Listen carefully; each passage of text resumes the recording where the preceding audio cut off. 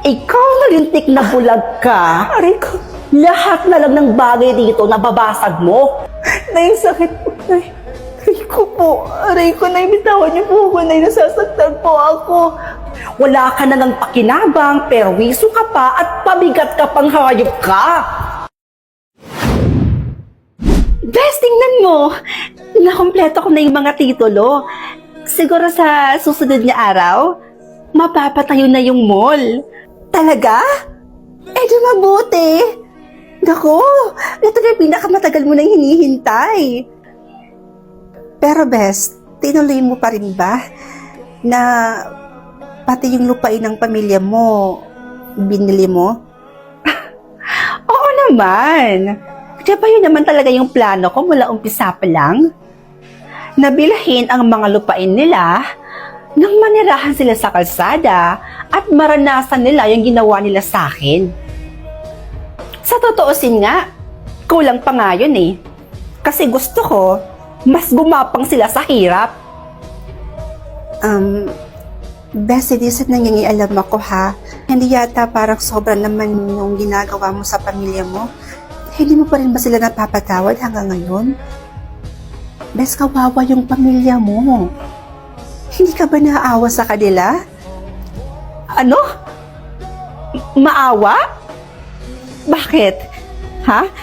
Naawa ba sila sa akin doon? Hindi. Pinagtabuyan nila ako. Kinawawa. Alam mo, Bes, dati, ako naman talaga yung breadwinner sa pamilya namin eh. Lahat. Financial, lahat ng tulong ibinigay ko na sa kanila. Halos wala na nga akong itira sa sarili ko eh. Sa kagustuhan kong mabigyan ko lang sila ng magandang buhay. Pero anong isinukli nila?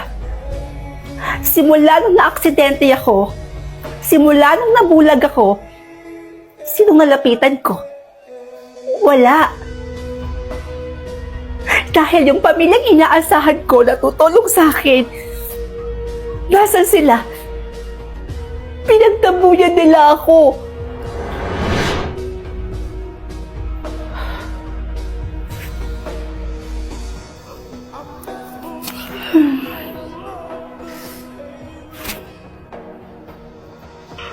Kanina pa kita hinihintay. Tandag-tanda ko na. Pinupuyat mo pa ako. Nay, sorry po ah. Nag-OT po kasi kami ngayon sa mall.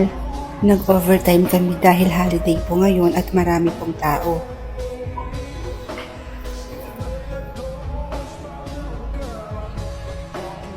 Sweldo mo ngayon, di ba? Okay na.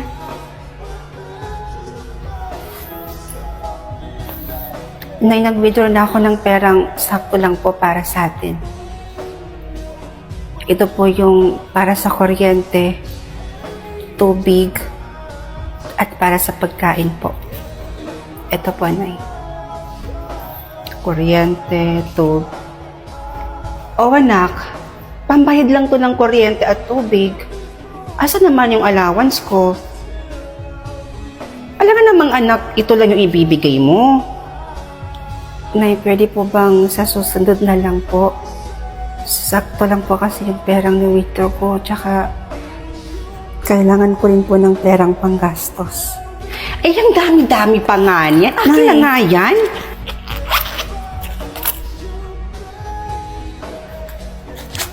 Ayan.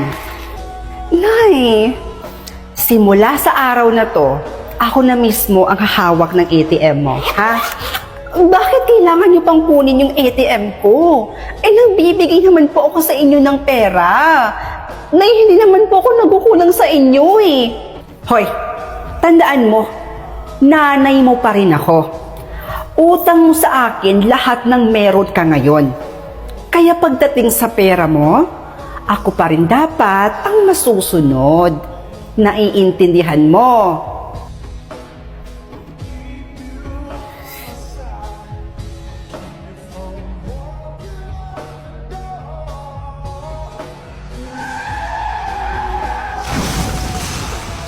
Mrs., pasensya po pero tuluyan na pong nabulag ang anak ninyo dahil po sa malalang aksidente nangyari po sa anak ninyo. Nay? Nay, anong ulam natin? Aba, ang lakas naman yata ng loob mo maghanap ng ulam. Bakit? May ibinigay ka bang pera sa akin pambili ng ulam mo? Eh lahat nga ng ipon mo sa pagpapagamot mo lang napunta. Dahil sa katangahan mo. Alam mo kung hindi ka lang naman nagpakatanga at nagpakasagasa? Eh di sana ang ganda ng buhay natin ngayon. Kaya mag-ulam ka ng asin.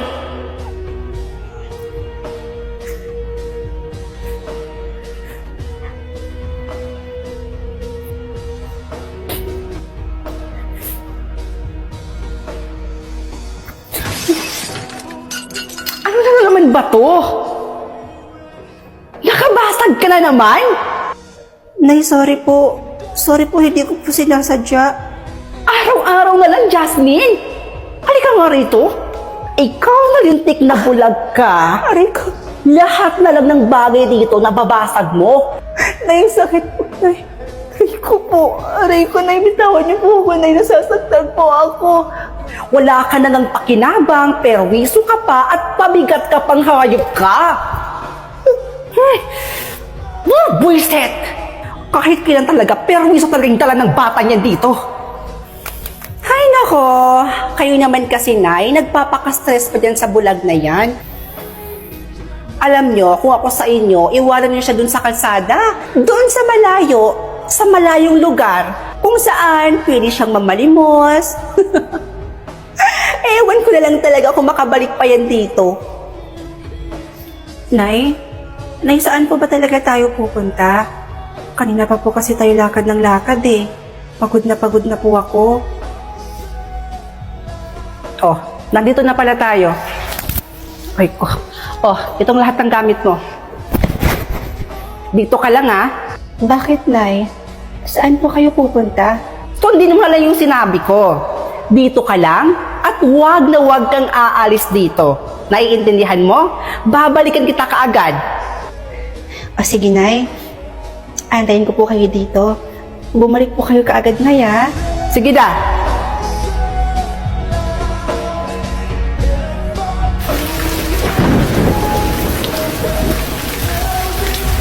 Nay? Nay, nasa na po ba kayo?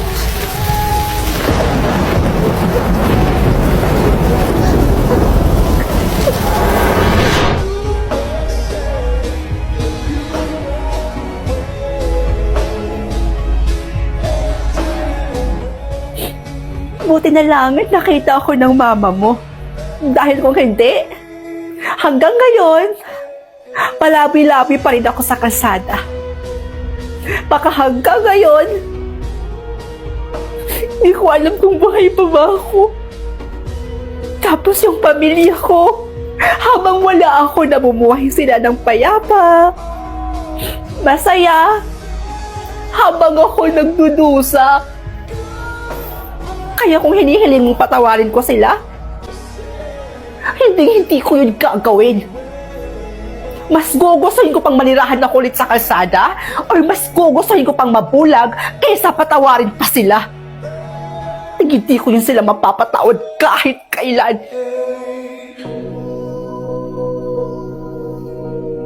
At dahil Mother's Day ngayon, ibibili natin ng regalo ang Mother Earth natin. Hindi kasi alam ni Mama na lalabas ako today. Kasi actually kakaalis lang niya, may pinuntahan siya. Tamang-tama, opportunity na to na makakaligwak na ang dalaga niya. Ganon ba? So let's go mga mima ko, samahan niyo ko! Bago nga pala ako malis ng bahay, nagpaalam muna ako sa papa ko at sinabi ko na rin sa kanya yung plano kong surprise para kay mama. Nagbiruan pa kami dito at binalaan niya nga ako na wag daw ako magpapagabi o wag daw ako masyadong magtatagal dahil delikado daw sa daan. Kasama ko nga pala lumabas yung isa kong kapatid at ang pinsan kong babae. At dahil wala pa nga kaming magarang sasakyan, nag-commute muna ang mima nyo. Malay nyo, balang araw or hindi na masyado magtatagal, magkakaroon na rin ako ng magarang sasakyan. Dumating na nga kami sa aming pagbibilhan ng regalo para kay Mama. At dito lang naman yan sa City Mall ng Isolar, Sultan Kudarat. Pagpasok nga namin dito mga Mima, may sumalubong kaagad sa akin na babae. At kinilayan pa nga ang Mima nyo. Hindi sana ako papayag mga Mima ko, pero mapili talaga siya at sinabi niyang pang-attendance niya daw ito. Kaya kahit ayaw kong magpakilay,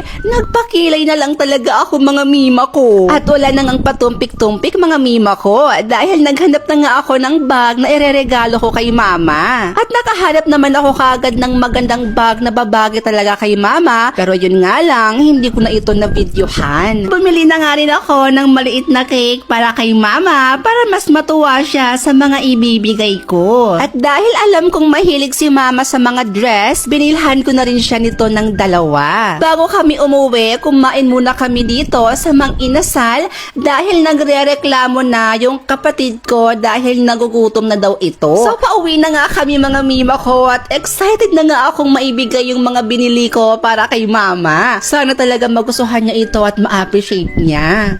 So kakarating lang namin mga Mima and hindi na ako makapaghintay. Ibibigay na natin to kay Mama. Ito lahat yung nabili ng Mima nyo. Ito, dress, tsaka bag ni Mother. Tsaka meron din siyang cake. Kaya samahan nyo ako. I-surprise natin at ibibigay na natin to sa kanya. Go! Hi Ma! Happy Mother's Day! It's for you! Emotional. Emotional lang. Ay, sana Nakita nga kami ng iba namin mga kapitbahay, kaya nagsilapitan na rin sila mga Mima ko. Binibiro pa nga nila dito si Mama. Sa mga oras na to mga Mima ko ay hindi na alam ni Mama kung ano yung sasabihin niya. Kaya ang ginawa ko, niyakap ko na lang siya. So habang busy si Mama sa pagbukas ng mga regalo ko sa kanya, ay binuksan ko naman yung lagayan ng cake, baka kasi nasira na nga ito sa dami naming pinamili. At hindi nga ako nagkakamali mga Mima ko dahil nasira na nga yung pinakamagandang itsura ng cake na binili ko. Sos Mariosep! Pero ayos lang yan dahil pwede pa naman yun siyang kainin. Kaya go lang. Di ba, Mother? Wow. O, di ba? Thank you, baby. Wow, ang ganda ng bag. Nagtanong pa talaga si Mother kung para daw ba talaga sa kanya yung mga pinamili ko dito, mga Mima ko. Baka daw kasi for content lang. Nakakaloka ka talaga, Mother. Pero sabi ko sa kanya, sayong-sayo yan lahat, Mother. Diyos ko. Yan yung dahilan kung bakit ako umalis at lumabas. Binilhan kita ng mga regalo dahil Mother's Day ngayon, Mother. Ano ka ba?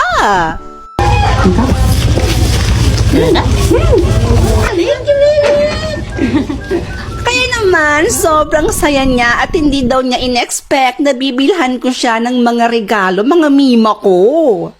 Pero ganun pa man, maraming salamat po sa pag-iintindi at sa pagmamahal po palagi, Mama. Alam mo, Ma, kung papapiliin man ako ng bagong mama, ikaw na ikaw pa rin ang pipiliin ko, uunahin at mamahalin ko.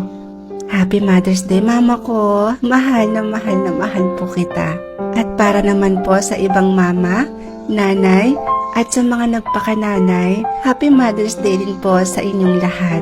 Proud po ako sa inyo at mahal ko po kayo.